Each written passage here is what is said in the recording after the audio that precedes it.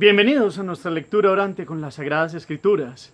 En este día la Iglesia celebra la vida de Carlos Luanga y compañeros mártires que han muerto en África desde 1877 y 1886. Siempre un buen número de hombres que han dado su vida allí por el Evangelio. Hoy la Iglesia nos invita para que se proclame el Evangelio según San Marcos, capítulo 12, versículos 28b al versículo 34. Primer momento, lectura del texto.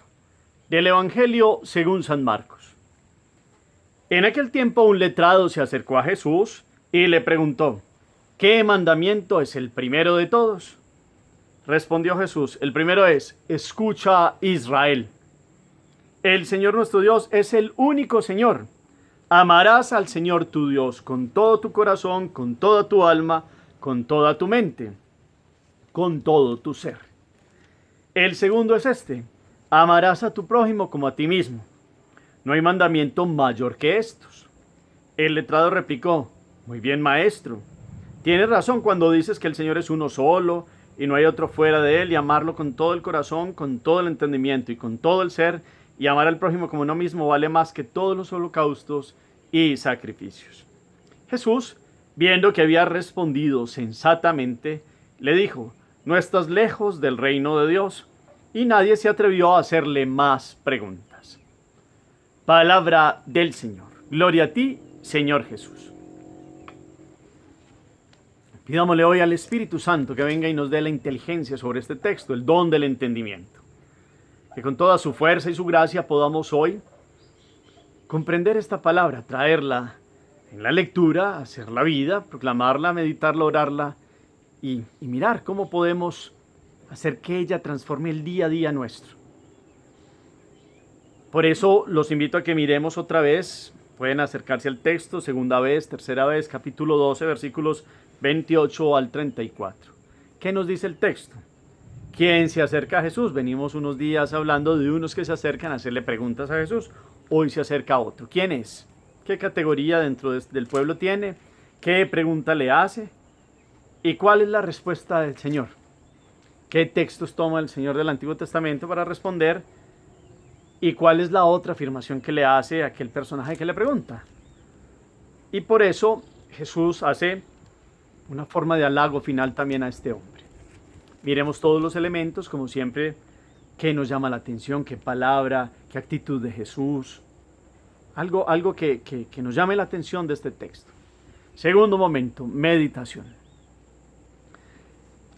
Hemos venido viendo a Jesús muy activo en el templo y respondiendo preguntas de muchos que no lo hacen en la mejor forma y con una intencionalidad de darle preguntas capciosas para que se equivoque. Pregunta sobre la moneda y el impuesto, pregunta sobre ese caso muy exagerado que ponen los saduceos sobre la resurrección de los muertos. Pero hoy se acerca uno y es un letrado, un hombre que conoce la Sagrada Escritura, que conoce la Torá, y le hace una pregunta que para ustedes y para mí es como muy obvia hoy en día por nuestra catequesis o formación. Normalmente deberíamos saber cuál es el primer mandamiento. Pero este hombre lo hace y habría que entender el contexto israelita de qué se volvió la ley para ellos. Se habían dado los 10 mandamientos y se había invitado al pueblo a que tuvieran atención de escucha, el Shema Israel. Y había un mandamiento principal, pero se había convertido en el camino en 613 preceptos. Eso lo hemos conversado en otros momentos. 613 preceptos. Imagínense ustedes, se volvieron normas casi como días tiene el año para decir no se puede hacer esto, y otras que pueden decir puedes hacer esto de esta forma. Y sí, estaban los 10 mandamientos, pero precepto y preceptos para el culto, para todo, para el sábado. Y entonces aquí es donde uno comprende que este escriba, es bueno que haga esta pregunta, o este hombre que conoce este letrado, es bueno que pregunte para que Jesús le dé la síntesis y le diga: vea, esto es lo importante entre tantas cosas que se ha convertido la vida de la ley de los hebreos. Y Jesús toma Deuteronomio 6, versículo 4 al 5, que lo conocemos como el Shema, Escucha, Israel, adorarás al Señor. El Señor es solamente uno. Adorarás al Señor tu Dios con todo tu corazón, con toda tu alma, con todas tus fuerzas. Las palabras que yo te digo hoy se las enseñarás a tus hijos, estando en casa, yendo de camino, acostado, levantado. Las atarás a tus manos, las pondrás como insignia ante tus ojos, las grabarás en las jambas y en las puertas de tus casas. Es uno, único Dios. Para todas esas idolatrías de otros pueblos, se centra en el único Dios y Señor, que es Yahvé, el Dios de Israel. Y se pone a que se ame con todas las fuerzas de la vida, con todo el corazón, con toda la mente, con todo el ser, es decir, integralmente el ser humano ponga toda su disposición al encuentro con Dios y al amor a Dios. Pero Jesús a ese fundamental trae otro, y lo trae del Levítico capítulo 19, versículos 8 y 9, donde habla del amor al prójimo. Tristemente, pues para los israelitas el prójimo solo era su connacional o el familiar en primera instancia. Pero Jesús trae ese, lo une al de Deuteronomio, pone la base del amor. Con una actitud primera antes del mandamiento. Escucha, Shema, Shema. Entonces, eso hay que volverlo a nombrar enfáticamente para que nosotros miremos que Jesús, dentro de tantas, perdóneme la expresión, marañas que se volvieron un montón de artículos de la ley, rescata ese precepto fundamental que quien lo guarda en el corazón cumple los demás. El que ama cumple la ley entera, dice San Pablo. Y eso vale más que cualquier cosa. Entonces Jesús le recuerda a este hombre, a este letrado, toda esta disposición que tiene que tener el hombre para encuentro con Dios. Con toda el alma, con todo el corazón. Corazón aquí tomado como el espíritu en minúscula, el centro, la mitad del medio, el lugar central del ser. El jardín, el corazón donde Dios se puede venir y pasear. Pero el alma tiene partes, habíamos hablado que tiene pensamiento, voluntad, conciencia, y el espíritu con minúscula que es el corazón. Y toda esta capacidad de ser creados a imagen y semejanza de Dios, que es espíritu, pues el espíritu puesto al encuentro con Dios y nuestro cuerpo que está unido al alma, pues también con toda su potencialidad para vivir y obrar el amor. Todo el ser, integralmente hablando.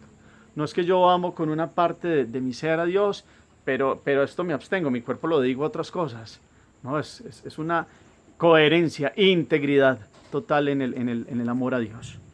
Entonces, ese mandato fundamental no se daría si no se trae este segundo que Dios une, y es el amor al prójimo. Y Juan nos lo plantea en sus cartas, en la primera carta, de muchas formas, como Dios nos amó primero. ¿Y cómo se responde ese amor de Dios? Pues cómo vamos a decir que amamos a Dios a quien no vemos, y al prójimo que tenemos al lado no lo amamos. El camino para el amor a Dios pasa por el prójimo. Ahí está el palo vertical de la cruz y el palo horizontal. Y Jesús después, inclusive no nos deja ese como amen al prójimo como a ti mismo. Después lo pone al final a sus apóstoles en la última cena: ámense los unos a los otros como yo los he amado. Y eso es la donación total. El amor de entrega, de no guardarse nada. Y volvemos a traer esta meditación porque hoy entonces la palabra nos ubique a ustedes y a mí si verdaderamente nos podemos llamar seguidores de Jesús, si amamos. Aquí la situación es que hoy en el mundo el amor se ha desdibujado con muchas expresiones y con palabras muy bonitas y rimbombantes, pero ¿será amor muchas manifestaciones del mundo? Claro, hay mucha gente que sirve, que ama, que se levanta, padres que dan la vida por sus hijos, esposos entre sí, personas que tienen un corazón que les duele el sufrimiento de otros. En la pandemia hemos visto eso y eso es algo muy bonito, pero falta. Y falta llevar al mundo este sabor de Jesús, de salir de sí mismos. En estos días veíamos la visitación, la Virgen María sale de sí, siendo la madre del Hijo de Dios, va y visita a su prima Isabel y sirve, amar y servir. Pues hoy es enfática la palabra, nos vuelve a invitar a través de Marcos a revisarnos en el amor. En últimas nos dice San Juan de la Cruz, al final de los días seremos juzgados en el amor, y más que juicio es una revisión delante de Dios. ¿Qué obras tenemos en el corazón? Usted como mamá, o como papá, o como hermano, o como hijo, o como hijo de Dios que se mueve en el mundo, en el día a día, en una empresa, en un trabajo, tiene gente a su cargo o se relaciona con los demás. ¿Cuáles son los intereses que hay en el corazón? Porque decimos que amamos, pero seguramente nos faltará mucho. Si revisamos la vida de los santos, vamos viendo cómo fueron espejos en los cuales fueron mostrando a través de su vida la presencia de Jesús, amando a los enfermos, a los marginados, a los que sufren, a los que han, a través de un anhelo bonito y sin ningún interés de dinero, han fundado causas que perduran en el tiempo, de hospitales, de orfanatos, de clínicas, de personas que verdaderamente se han dado. No solo han dado, se han dado. Y esa es la invitación y esa es la revisión, para que ustedes y yo miremos cuánto salimos de nosotros y servimos y vemos en el prójimo a Dios y ayudamos desinteresadamente, porque esa es la otra situación del mundo de hoy. Para amar con todo el ser, con toda el alma, con toda la mente, con todo el corazón, hay que utilizar en la conciencia y filtrar cuál es la intencionalidad del corazón. En últimas, eso es lo que enmarca toda nuestra vida delante de Dios. ¿Por qué hago las cosas? ¿Cuál es la motivación de fondo? Porque uno puede decir, no, yo ayudo a esa persona, pero en el fondo esa persona después me puede pagar de otra forma. Hoy por ti, mañana por mí. Y eso es bonito, no es que sea malo. Pero el culmen más grande es sin ningún cálculo. Como una madre que hoy se esfuerza y se levanta y tiene un amor de donación por su hijo y no le va a decir en 20 años si le pasa la cuenta de cobro por los desvelos, por los trasnochos, por las rabias, por las iras. No, es un amor que brota, que se da. Esa es la revisión para mí también, profundamente hoy. Y siempre nos ayudará esta palabra a ubicarnos en lo que verdaderamente le vamos a mostrar a Dios, las obras del amor. Hemos recibido el Espíritu ahora en Pentecostés, y el Espíritu es el amor del Padre y del Hijo, el amor de Dios. Ha sido derramado en nuestros corazones, en el centro del ser, en el Espíritu con minúscula, que es un altar donde viene Dios uno y trino. Y si Dios uno y trino está en nuestro corazón, deberíamos transformar y se debería notar. Mírenlos cómo se aman, eran las características de las primeras comunidades cristianas que a pesar de las persecuciones y las dificultades, pues llamaban a muchos más porque eran alegres, porque su vida era eso, transformar comunidades que vivían unidos, que compartían, que daban la vida. Porque se nos han metido tantas, cada vez más, siempre lo ha habido, pero cada vez más como intereses y nos movemos solo a través de yo doy, pero tú me das y qué me gano con esto y por qué el egoísmo y por qué el corazón duro nos ha invadido. Y la pregunta es usted y yo, ¿será que tenemos un corazón que amamos ahí, vamos dando como a cuentagotas o lo que nos conviene sí lo hacemos, pero nos cuesta salir de nosotros mismos? Recordemos que para amar a Dios hay que amar al hermano. Es fundamental. Fundamental. Que Dios hoy nos dé la capacidad de llamar amor a lo que es amor. Hay amor de ágape, lo conocemos, que es el de donación, amor de eros, que es parte de la atracción, el amor estorge, que es familiar, y el amor de filio, que es de amor a la humanidad, filosofía, amor a la sabiduría, o filantropía, amor a los hombres. Pero es que la fe nos lleva a que el amor de ágape sea ese que dice 1 Corintios 13, ese amor que no es egoísta, que no hace alarde, que no le importan los cálculos ni hace tramas por debajo. Es el amor que se da espontáneamente, ese es el que tendríamos que revisar hoy. ¿Cuánto se produce en nuestro corazón, en nuestro ser, en nuestro entendimiento, toda esa donación del corazón, con obras constatables diariamente? Que hoy Dios nos permita valorar nuestra situación delante de Él. Aquí hay una palabra hoy que también podemos revisar.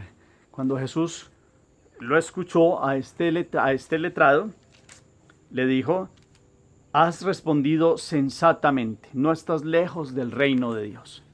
Qué bueno que ustedes y yo pudiéramos sentir de Jesús que nos dice hoy: estás dando buena respuesta, eres sensato.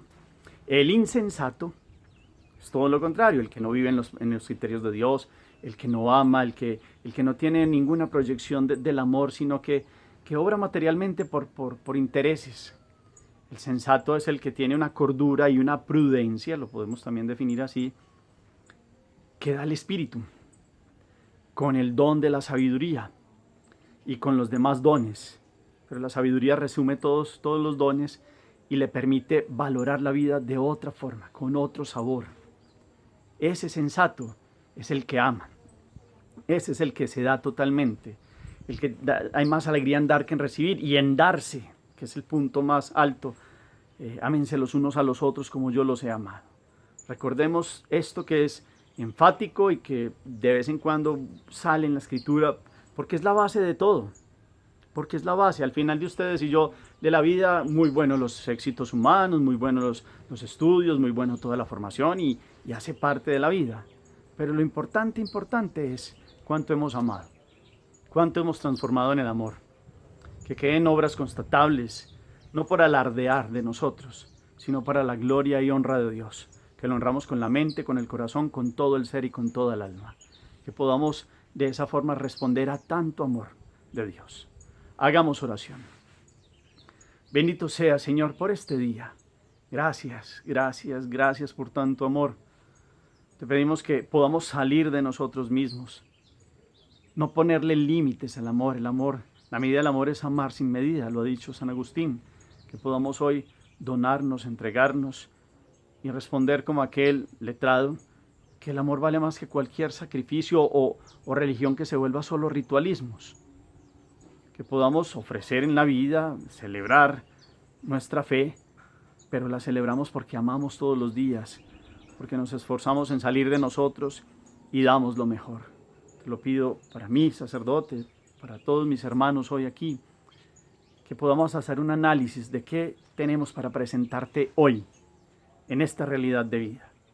¿Qué hemos hecho como obras de transformación, de donación? Te pedimos que con tu fuego, oh Espíritu Santo, quemes el egoísmo, los cálculos fríos, los intereses humanos, y que prime el amor que se da totalmente y libremente. Amén. Cuarto momento, la acción. En un análisis histórico, si fuéramos a pasar hoy a las manos del Padre, ¿qué tendríamos para presentarle? Pero real. Pongámosle nombre a muchas obras, no para decirle a otros, no, es para hacer un análisis personal. ¿Cómo estamos en el amor? ¿Qué es el amor para usted? Miremos 1 Corintios 13, que yo que el amor de ágape, ese amor de donación. Somos egoístas, envidiosos, hacemos alarde, buscamos nuestros propios intereses. Ahí hay una radiografía con la cual podemos analizar esta palabra de Dios hoy. Y volvamos a la concreta, hagamos una obra de amor, que no es solo material, puede ser espiritual, pero como se quiera hacer, en silencio, y eso nos dé la fuerza para seguirlas haciendo. Seguramente ya la hemos hecho, pero hagamos una obra de caridad también. Señor los bendiga, los llene de su paz y de su gracia, en el nombre del Padre, y del Hijo, y del Espíritu Santo. Amén. Feliz día para todos.